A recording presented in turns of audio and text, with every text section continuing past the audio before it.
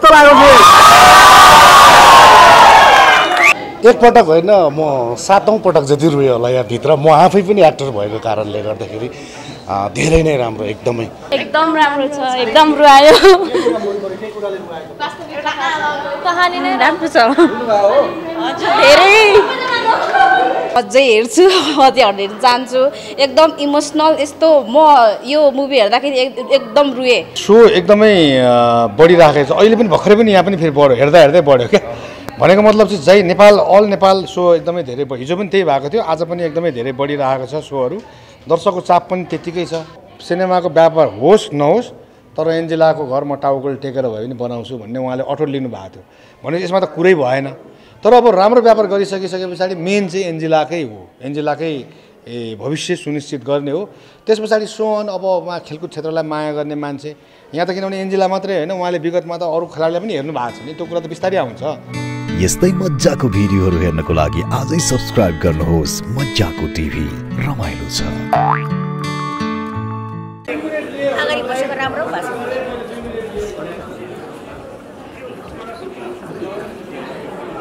नमस्कार मैले एकचोटि हजुर 2 मिनेट लिए यतापट्टि एकचोटि यसो म यो चलचित्रको निर्देशक चलचित्र एन्जेलाको निर्देशक तपाईहरुलाई एकदमै धेरै धेरै धन्यवाद नमस्कार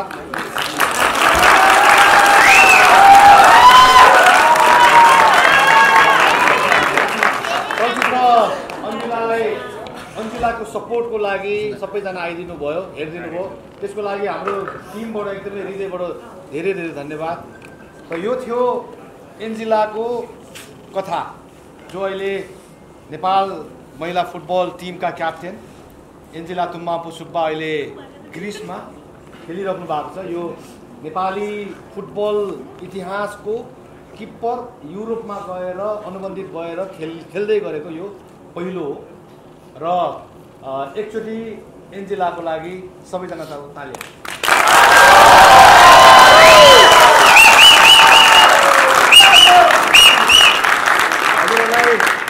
पक्कै पनि एन्जेलाको कथाले मन छुयो होला र यो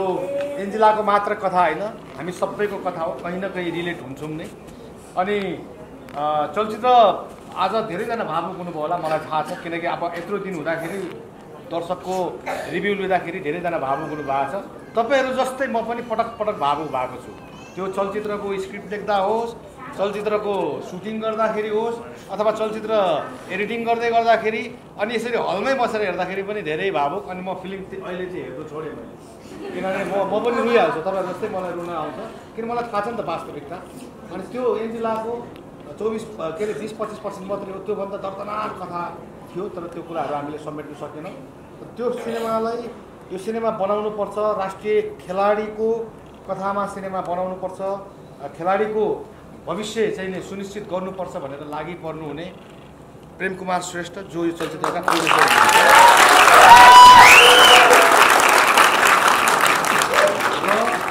एन्जेलाको गडफादर पनि अघि सिनेमा आउँदै गएन उहाँको जुङ्गा छ अहिले छैन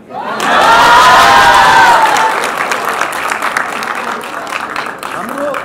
एउटै मात्र हजुरहरू समक्ष विनम्र अनुरोध यदि हजुरहरूलाई यो सिनेमा मन परेमा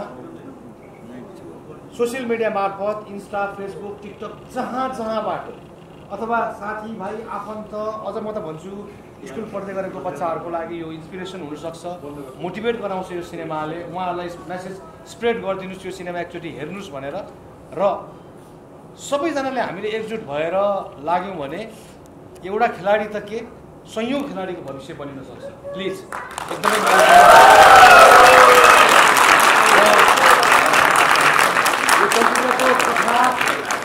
यो चलचित्रको कथा त्यतिकै बनिएन त्यो चलचित्रको कथा बुन्नका लागि पनि ठुलो हात हुन्छ गिरिराज घिमिरे उ त्यहाँ खिचिराख्नु भएको छ मेरो चिफ असिस्टेन्ट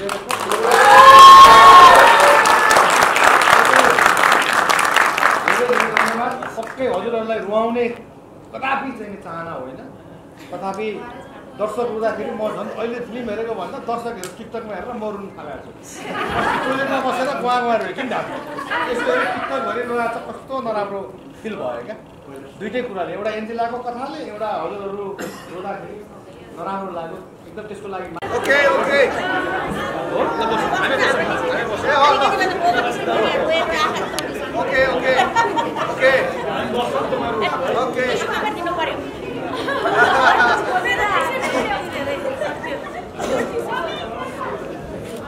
भयो ल एकचोटि होटिङ गरिदिनु न कस्तो लाग्यो फेरि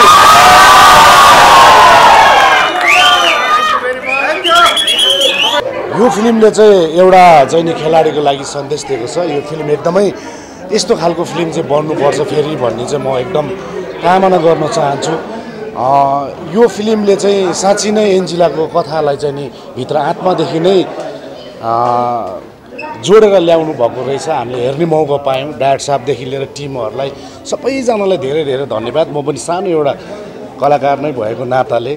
अनि कलाकारलाई एउटा चाहिँ नि खेलाडीलाई सहयोग गर्नुपर्छ भन्ने नाताले नि म आएको हो म चाहिँ तामाङ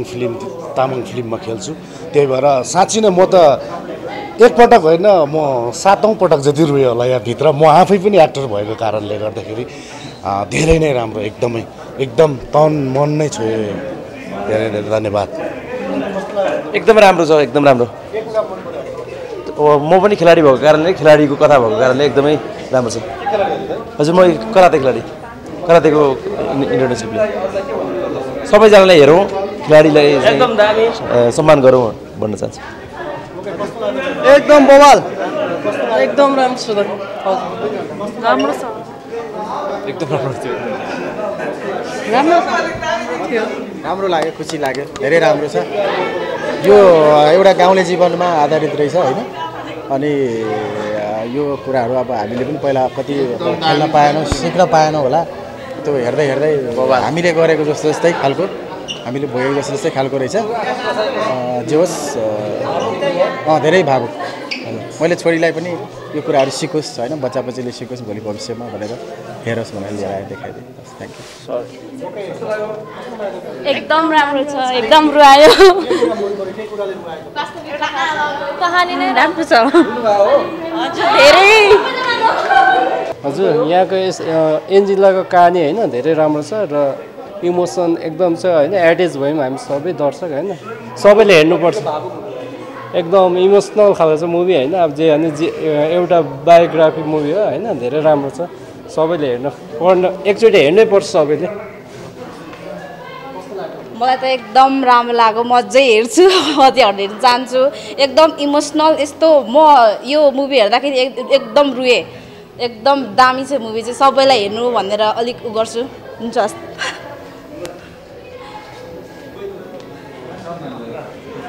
हजुर नमस्ते एकदम राम्रो फिल्म रहेछ है बच्चाहरू त झन् धेरै इमोसनल भयो हामीलाई पनि सँगै एकदम रुन मन लाग्यो एकदम राम्रो छ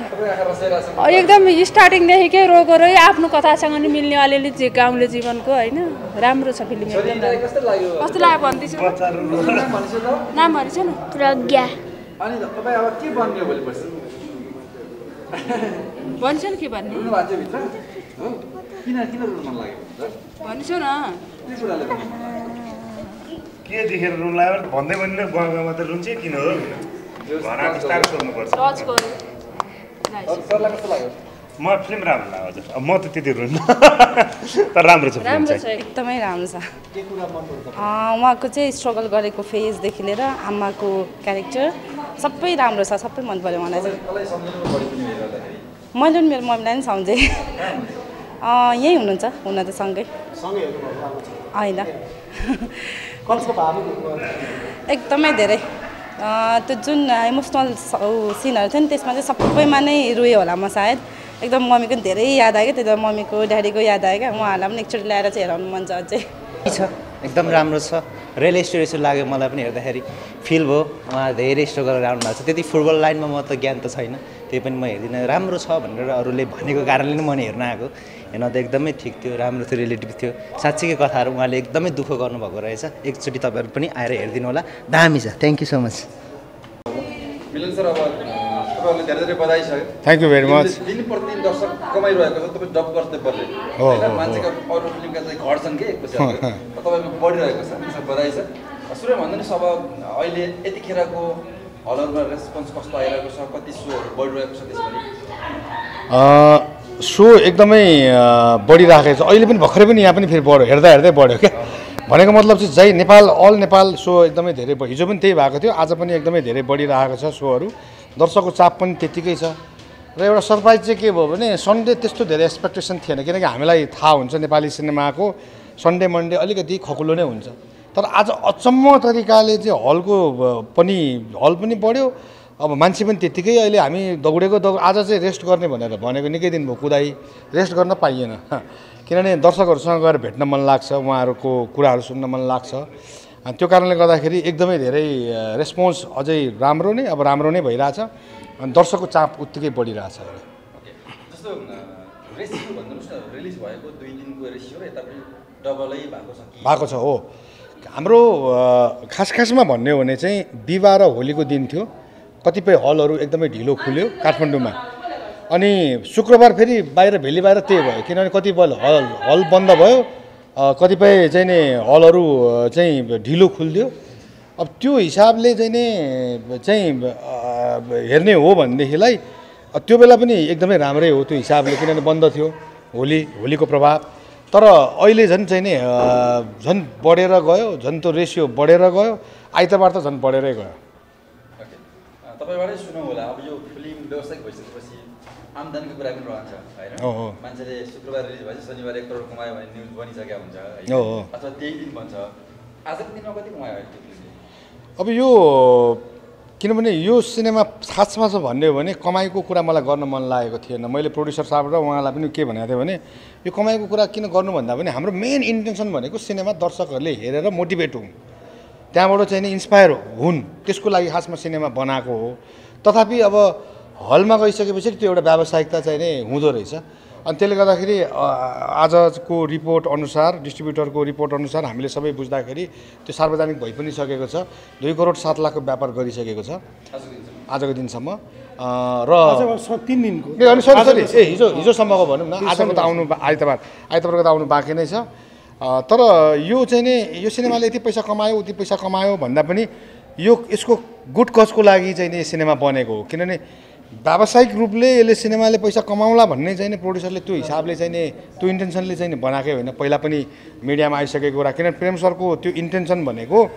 यो सिनेमाबाट चाहिँ भोलि गएर मुनाफा भएमा त्यो चाहिँ एउटा खेलाडीको लागि चाहिँ नि संरक्षणको लागि त्यसले काम गर्ने अझ उहाँको त सोच के छ भने अब यदि दर्शकले राम्रो साथ दिँदै गइहालेमा उहाँको फेरि त्यो कमर्सियल सिनेमा बनाएर पैसा कमाउनु त्यस्तो छैन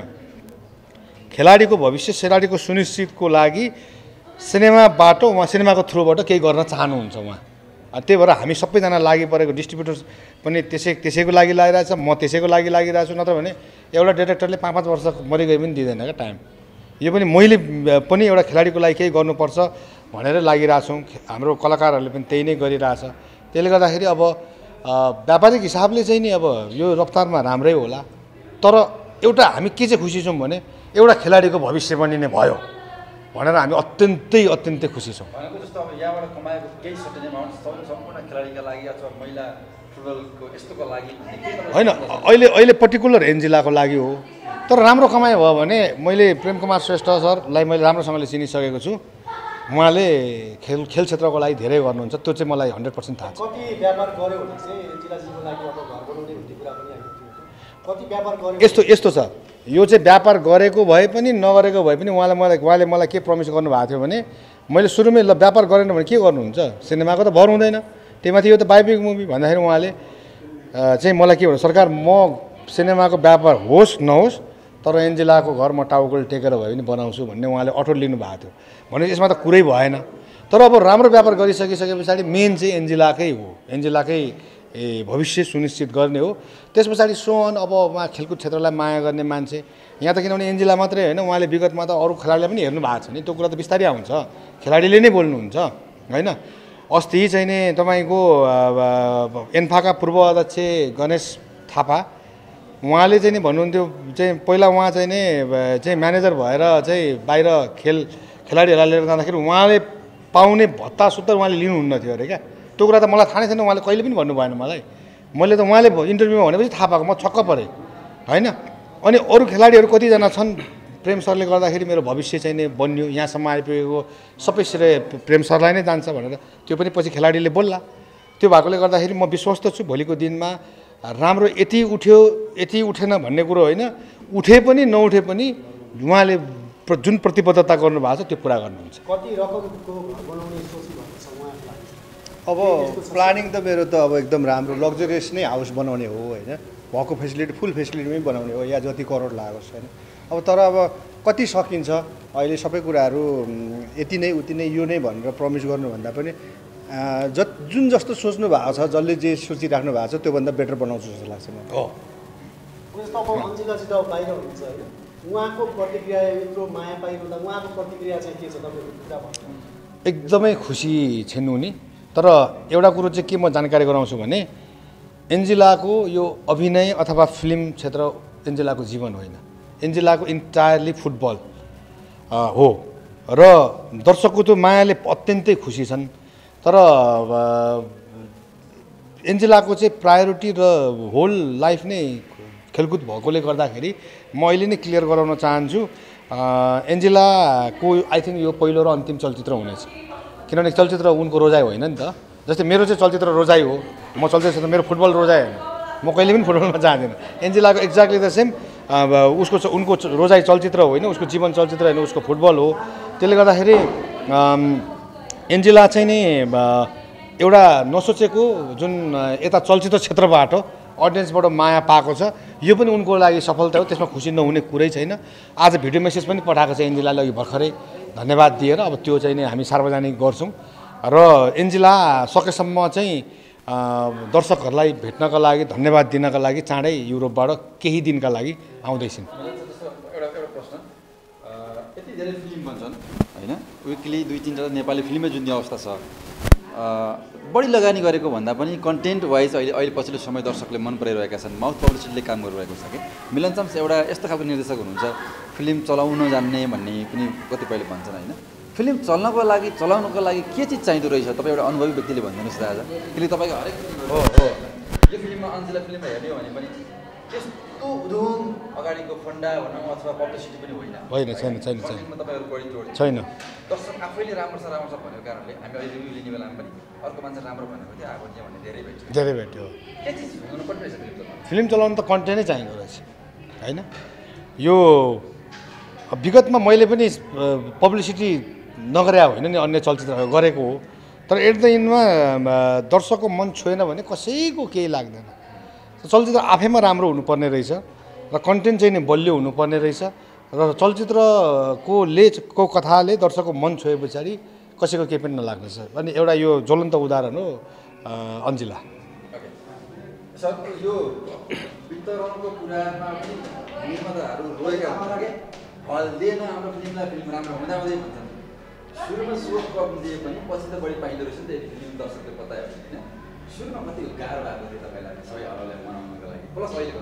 अहिले यस्तो छ, स्टार्टिङ फेजदेखि नै सिनेमा हलले सपोर्टै गर्दै आएको एन्जिलालाई होइन। किनभनेदेखि कस्तो हुन्थ्यो, फेरि धेरै फिल्म रिलिज थियो नि त, 2-3वटा फिल्म रिलिज थियो, त्यो सबै चलचित्रलाई मिलाउँदै सबैलाई सिनेमा हलले चाहिँ सो मिलाएको हो नि त। त्यही भएर के भयो भनेदेखि अब हाम्रो चाहिँ कस्तो भयो भनेदेखि